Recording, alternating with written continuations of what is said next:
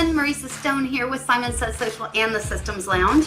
I am your powerhouse business system strategist, and we talk all about business systems inside my business. I know there are a lot of things that people need to consider when they're trying to figure out a system, and today I am going to talk with you about list building. Now, I kind of like to begin by telling you a story. So, just as with many new entrepreneurs, I really had no clue about the value of an email list. I kept hearing all the gurus say, well, the money's in your list. The money's in your list. You have to have a list. But I really didn't understand what they meant. I had tons of people following me on all these various social media platforms. Why did I need an email list? It seemed like a ton of extra work, and I simply did not have time to add this to my schedule. Boy, was I wrong. And before I tell you the rest of this story, I want to talk to you a little bit about why you should build your own email list. The real deal is that companies that build relationships with their prospects over time actually have the greatest success in turning those leads into customers. Why? Because they stay top of mind in the customer's mind until they are ready to purchase.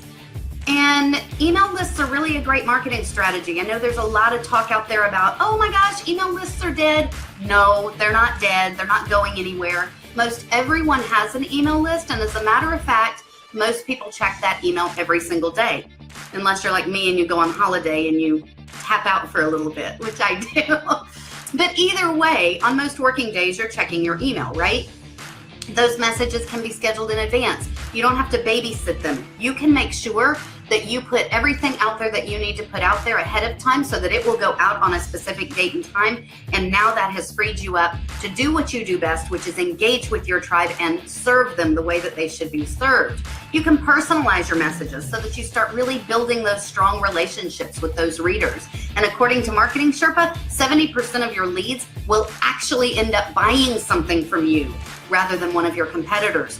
So that's a pretty big deal when it comes to whether or not you should add email marketing to your marketing strategy. Well, so for those of you out there who maybe don't have an email list yet, no big deal. We're going to go through a few of the basics as to how to set one up. The first thing you need to do is figure out what platform you're going to use. These are known as email service providers, and what they do is they enable you to send out bulk emails to a group of people. I recently polled over 800 entrepreneurs on Facebook, and the top 3 email service providers were MailChimp, Aweber, and ConvertKit. Now, I'm partial to ConvertKit. I absolutely love it. I think it's a great platform, really user-friendly. It really helps you to set up these sequences or funnels inside your marketing strategy. But I'm also starting to really fall in love with Actionetics inside ClickFunnels. So there's a number of different platforms out there. You simply have to choose the one that's going to work for you.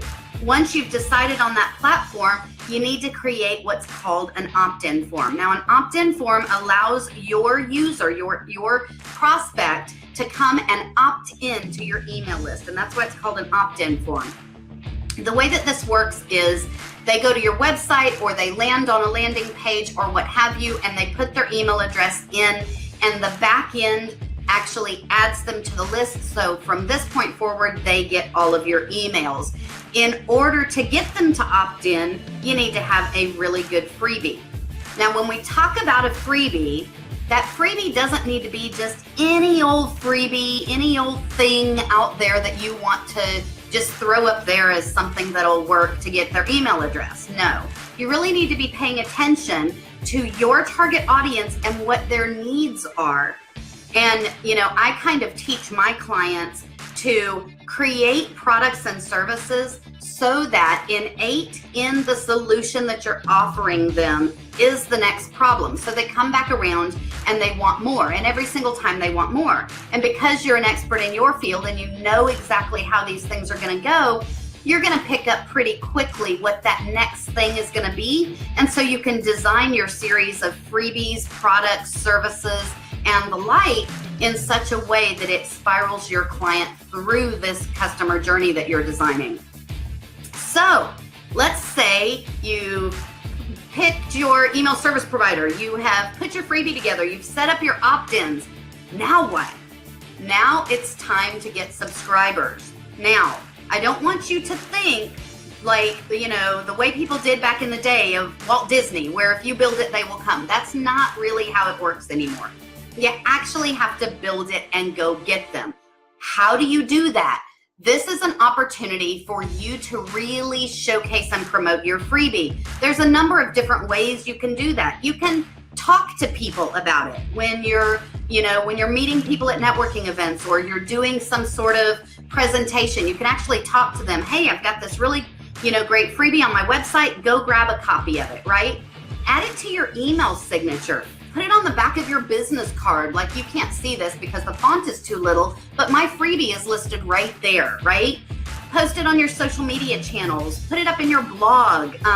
Share it in Facebook groups where you engage on a regular basis.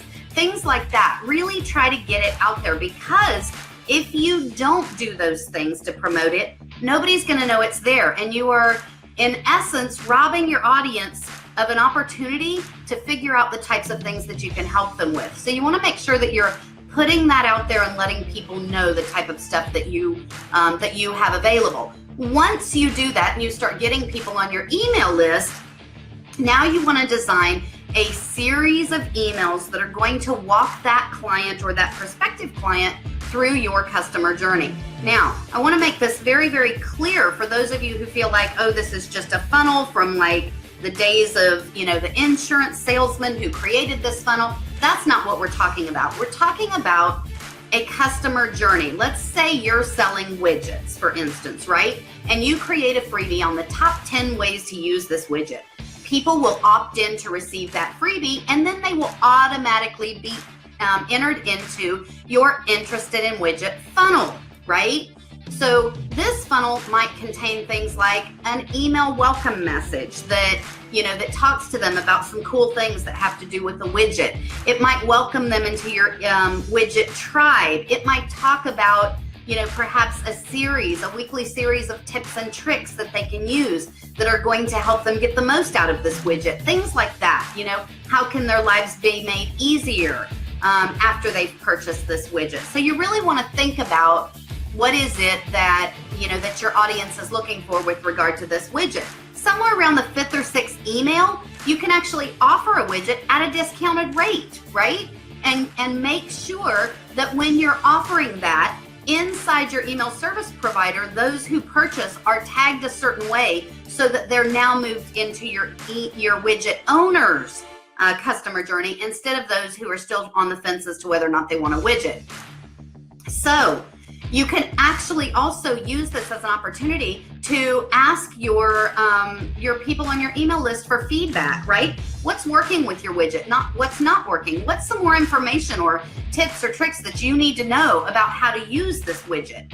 So give yourself an opportunity through this customer journey to talk to your audience and build that rapport and ask for feedback. And don't be afraid to ask for feedback, because this is how you apply what you're learning from your audience to the next product or service that you're going to offer, right? So at this point, they're going to be offering you tons of feedback, and you want to go into problem-solving mode. What's going on with them? What are some of the things that they need to know in order to utilize this widget and make the most of it? Are they interested in different types of widgets? Are they interested in widgets with different colors or features, right? And you don't want to just be that screaming car salesman. Nobody likes that person that's megaphoning. So actually create content that's relevant. It does not necessarily have to be all your own content. Do not be afraid to share somebody else's content. Remember that the goal here is to become the thought leader. The goal here is to become that person that the widget prospect can go to learn all about widgets. You can do this through ebooks, service reviews, tutorials, videos, all sorts of things, interviews, like what Becky does here on her Facebook page, where she pulls people in to just do a Facebook Live around a specific topic. Make sure that you are providing relevant content and that you're talking with your audience, not at them, right? In most service providers, email service providers, you can actually set it up so that it uses the subscriber's first name at the beginning of the email. When you set these emails up, you want to make sure that you're talking in a very friendly tone. I usually encourage my clients to make their first welcome email to include a video, right? So that you can get to know me a little more. You can see my mannerisms, you can hear my voice, you can see how I talk with you on camera and things like that. So it really takes it up a notch in building these really strong and engaged email lists. So you want to make sure that you're trying to do those sorts of things as well. And then make a concerted effort to get to know your audience as well. Now, if you've got 3,000 or 4,000 people, or even 20,000 people on your email list, it's much harder to get to know every one of those people. But you can start learning little things about them, right? What are some of those things that they're concerned about? What things make them tick?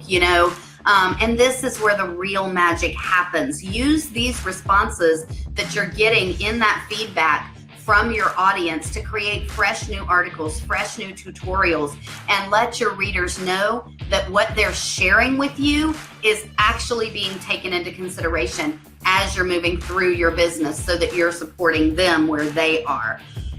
You want to keep those lines of communication open, because your goal here is to create the know, like, and trust factor with your audience. You can't create that if you're all talk to the hand, only sending out the things that you think they need. You want to make sure that you're getting that feedback so that you're offering them targeted and relevant, valuable messages, so that you're the problem solver for them. That's super important. The next thing you want to consider with your list building is to schedule accordingly. You want to make sure that as you are putting information out there and as you are sharing it, that you're sharing it on a regular basis. You don't want to share something and then disappear for 6 months, right? You want to make sure that you are staying top of mind. So you want to create a strategy. And some people do this on a monthly basis. Some people do this on a weekly basis.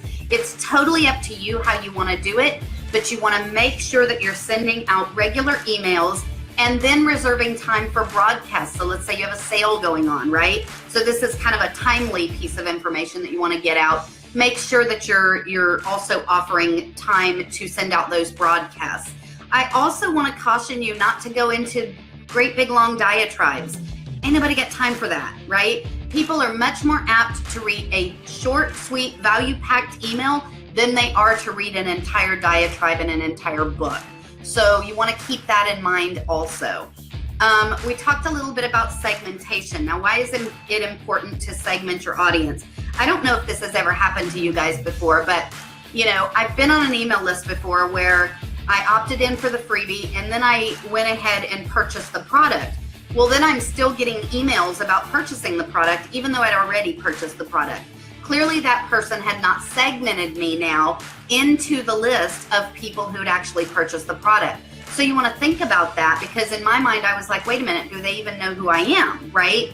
So you want to think about that as you start talking to your audience and making sure that as you are working with them, you're segmenting them and getting that out there so that they can see that you really are paying attention.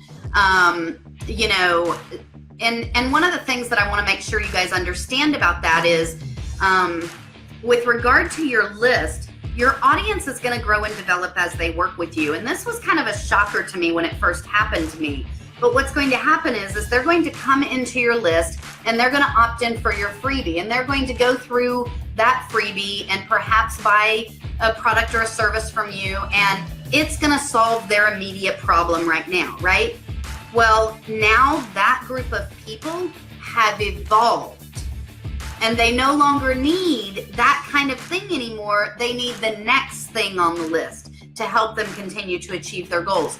And so one of the things that you have to keep in mind as you're designing this customer journey is that there's going to be a percentage of your population that is going to evolve out of where that original freebie started them.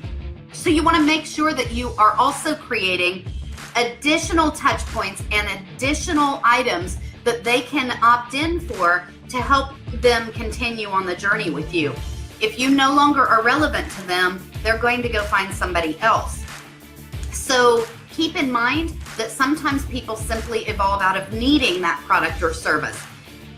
There's another tip too. Sometimes people simply aren't ready for what you're offering. And I share this story when I first started out in my business. somebody introduced me to a platform and they were like, man, this is a great platform. I got an excellent starter deal on it. This is something that you might be interested in. And I popped in and I took a look at that platform and I'm like, okay, I'm not there yet, advance 12 more months and I'm totally on board with that platform. So sometimes your audience simply isn't quite there yet, but it doesn't mean you want to discount those people. You still want to continue to support them, continue to offer them, relevant content along the way. Still others might actually be downsizing their inbox and you just happen to be one of the ones that people unsubscribe from. This is also okay. One of the things that I teach my clients to do is every single time you offer something new to your audience, request an updated email address. This will keep your email list fresh, right? So that all the people inside your email are actually, because a lot of times when somebody first joins your list, they're going to start out with some sort of junk email that they really don't want to check. They just want access to the freebie. Once they get to know you and they figure out, hey, this person is really sharing relevant content, they're going to share the good email address with you. So make sure that you're constantly adding a landing page every time you put something new together. Now there is something to be said for sharing something with no strings attached, yes. But for the most part, you want to make sure that you are adding a landing page that people can opt into. That keeps your email list fresh and it allows you to dump out all those emails of those people who aren't engaging in your list. And that's really important if you want a really high engagement type list. So keep that in mind. The other thing is each subscriber lost is an opportunity for you to grow as a leader. One of the things that I teach my clients to do is put a little mini survey as somebody unsubscribes. Why are you leaving? Now, for some people, they don't want to know why. And I totally understand that. But if you ask why people are leaving, perhaps it's something that you can tweak. Maybe they're getting, too many emails in their inbox. Maybe they've outgrown the information. Maybe you need to provide something else. This gives you knowledge. This gives you information that you can now apply to your list to just make it better and better and better each time. So remember that story that I told you at the beginning of this article? Well, here's the crucial piece of information that I was missing. Never underestimate the buying power of a well-targeted subscriber list of people who have given you permission to send them emails. Guys, this is gold, and you want to make sure that you are cultivating a list of gold inside your own company. So that was pretty much everything I had to share with you on list building. If you have questions, comments, concerns, definitely reach out to me. You guys know how to get to me inside this group here. And I will, if Becky is okay with it, I'll share a link to an article that I wrote all about list building. You guys can go check that out. And good luck on building your list. I'm super excited that you guys are doing this. And I will see everyone in the group. Bye, everybody.